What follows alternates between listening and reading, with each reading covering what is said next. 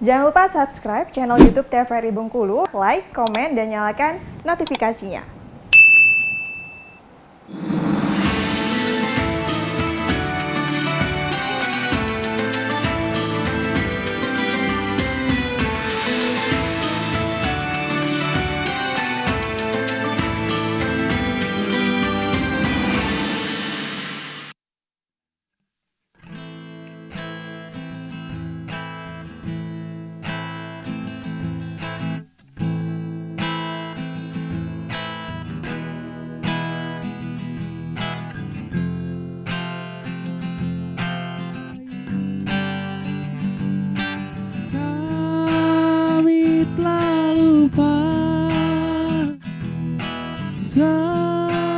Senantiasa bersalah hanya padamu,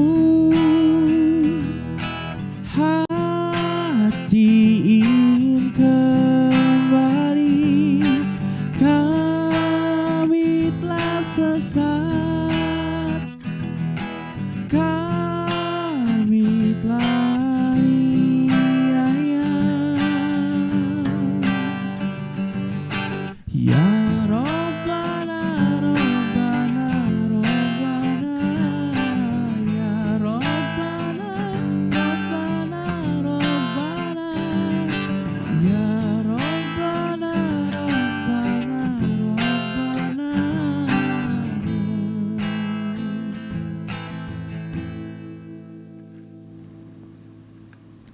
Assalamualaikum warahmatullahi wabarakatuh.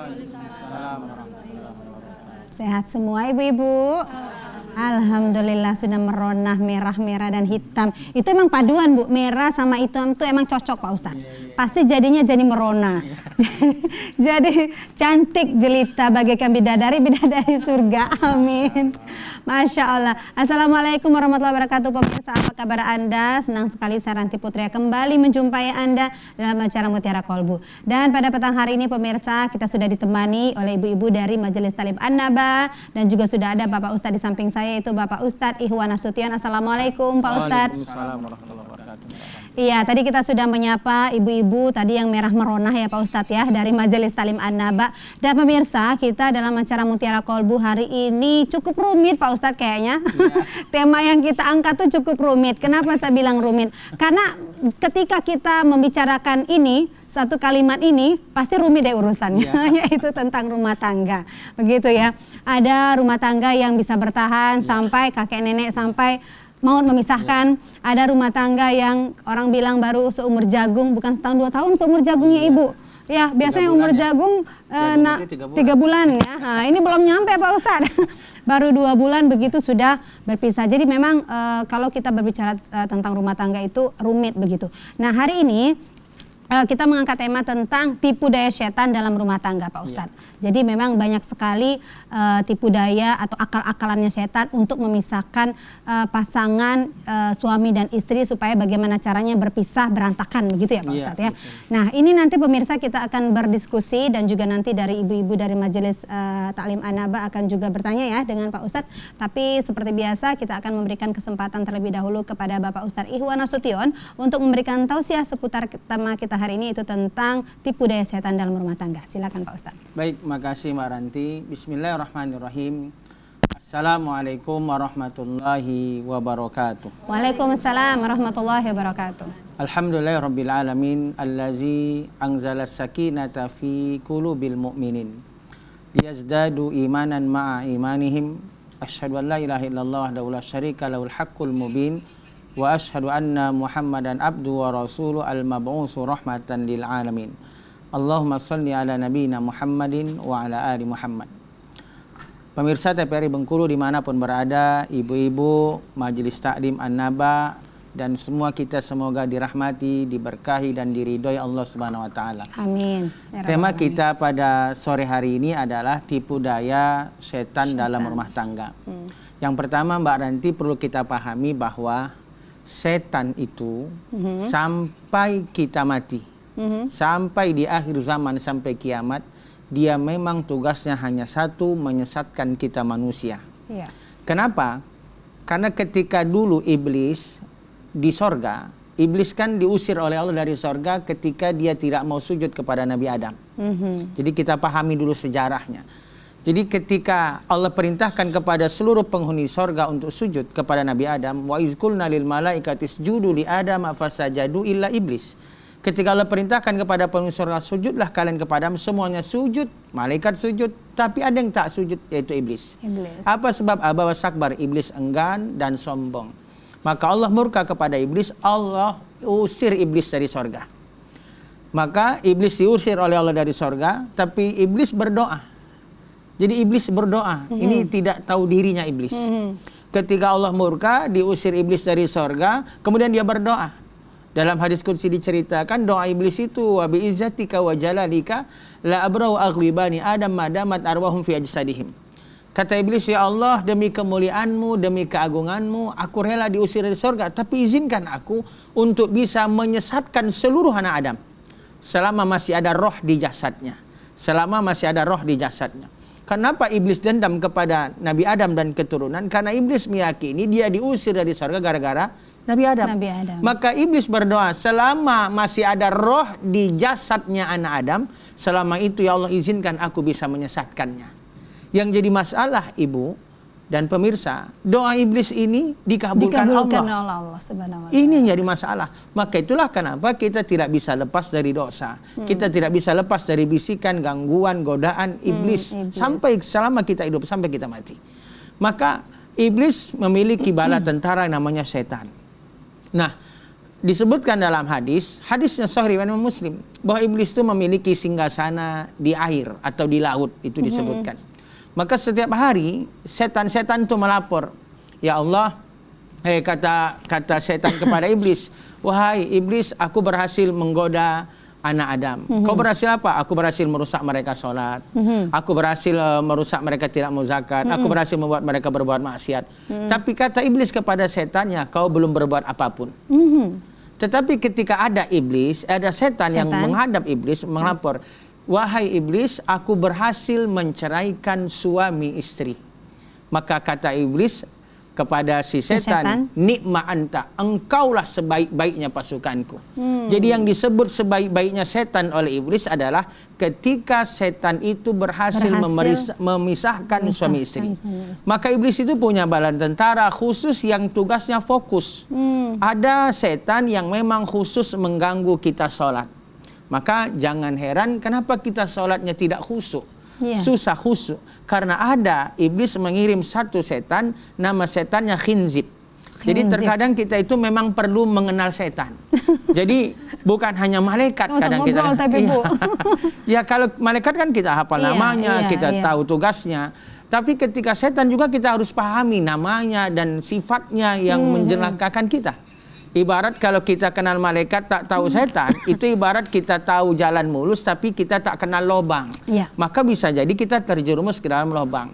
Jadi terkadang kita harus pahami, oh ini setan. Ada setan dalam sholat itu namanya khinzib atau disebut juga khanzab. Itu disebut dalam hadis bagaimana gangguan khinzib dalam sholat. Itu kata Nabi, uzkur kaza wa kaza. Kita itu lagi sholat Allahu Akbar, dibuat oleh khinzib tadi, ingat ini, ingat ini. Woi tadi jemuran belum diangkat. Woi tadi gulai pala ikan belum ditutup. Loh kak dimakan kucing. Yang tadinya kita lupa dibuat ingat oleh setan namanya khinzib. Yang tugasnya membuat kita apa? Membuat kita ingat kepada apa yang harus kita lupakan, atau dibalik membuat kita lupa terhadap apa yang harus kita ingat. Seperti rakaat sholat wajib kita ingat, tapi oleh khinzib kita dibuat lupa. Sehingga kadang kita, ibu pernah sholat, ibu sholat sendiri tapi bertanya sendiri, ya Allah ini udah rakaat berapa ya, 2 atau 3, 3 atau 4. Nah itulah gangguan khinzib dalam sholat. Ada setan yang namanya al-walhan. Al-walhan itu setan yang memang tugasnya merusak kita wudu. Kalau khinzib tadi dalam sholat, al-walhan itu membuat kita kadang malas nih, kita lebih jaga pakaian daripada basah, daripada harus sah. Kita nggak mau sampai siku ada dan nanti basah, padahal nggak sah. Itu namanya al-walhan, membuat kita kadang boros dengan air wudhu dan sebagainya. Itu setan yang membuat kita ragu dalam wudhu, merusak wudhu, itu al-walhan. Ada setan ini yang kita bahas itu namanya dahsim. Ya, dasim ini setan yang memang dia. dalam rumah tangga kita. Khusus. Itu ya. Jadi satu-satunya setan yang dapat penghargaan dari iblis itu cuma setan dasim. Dasim ini yang memang tugasnya dalam rumah tangga. Dasim itu memang luar biasa, jahatnya dasim. Ketika ini laki-laki perempuan yang belum sah, belum halal, itu gangguan dasim bagaimana? Dibuatlah sedekat-dekatnya. Itu ketika belum halal. Artinya ketika dia belum sah menjadi suami istri, belum terjadi akad nikah, maka dasim membuat yang tadinya ini haram dibuat sedekat-dekatnya. Jadi jangan heran ketika anak muda pacaran, itu kalau goncengan lengketnya luar biasa. Tapi nanti kalau sudah menikah, itu ada jarak, ada tas, mungkin ada bayi mungkin ya. Jadi dibuatnya sedekatnya. Jadi dasim itu ketika belum halal, kita masih haram, laki perempuan, dibuatnya serapat-rapatnya. Maka tidak heran foto apa itu sebelum nikah atau apa namanya yang prewed ya untuk sampul itu buat sedekat-dekatnya, serapat-rapatnya, sehingga yang jelas haram dibuat dekat.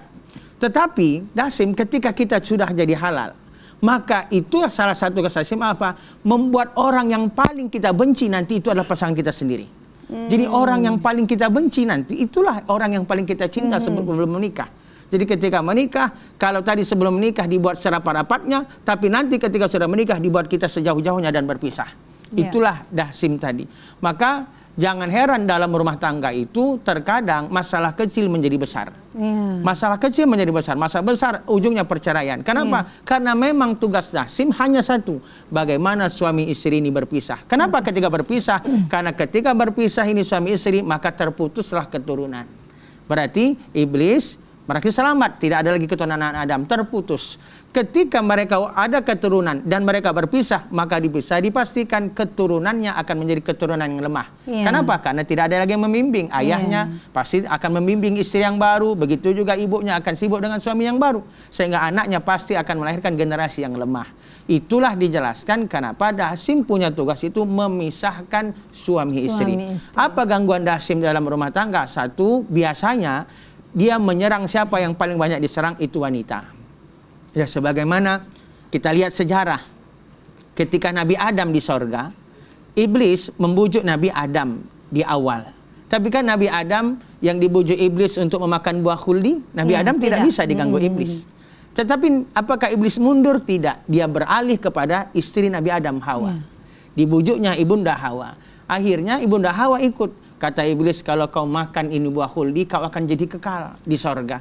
Kenapa Allah larang? Biar kau tidak kekal. Maka makanlah buah khuldi, karena khuldi itu artinya kekal. Maka kata iblis, dibisiknya Ibunda Hawa, makan itu khuldi biar kalian kekal.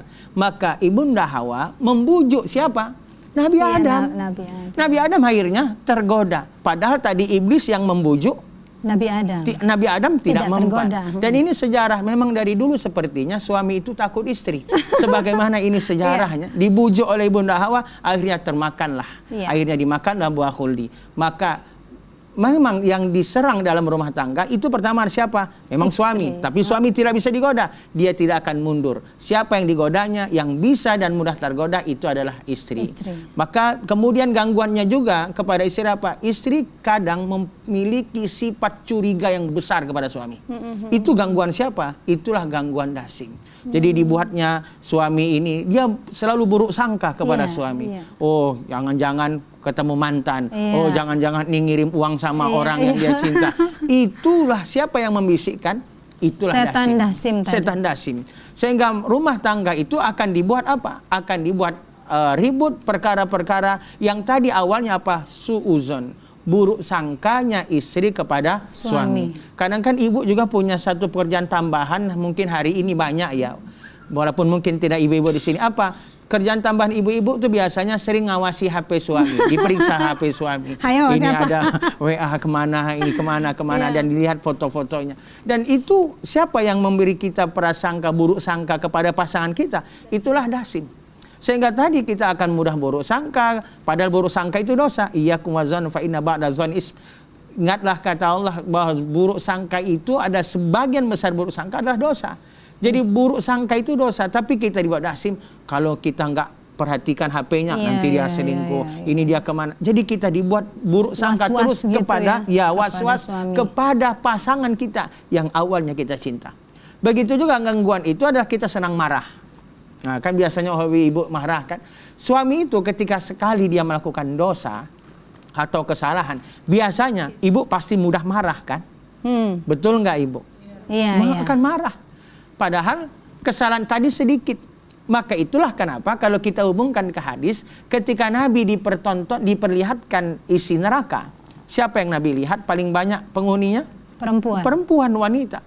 Kemudian sahabat kan bertanya, ayakfurna billah ya Rasulullah. Rasul, kenapa wanita banyak di neraka? Apakah mereka kufur kepada Allah? Apa kata Nabi? Mereka tidak kufur kepada Allah. Lah terus kenapa mereka di neraka paling banyak ya Rasul, wanita itu? Kata Nabi, ini ibu yang perlu kita garis bawahi. Yakfurna bi azwajihinna. Mereka kufur kepada suaminya. Jadi apa yang dimaksud? Kita garis bawahi dulu bahwa karena kufur terhadap suaminya. Begitu ya Pak Ustadz. Nanti kita akan lanjutkan kembali dan pemirsa tetap bersama kami dalam acara Mutiara Kolbu.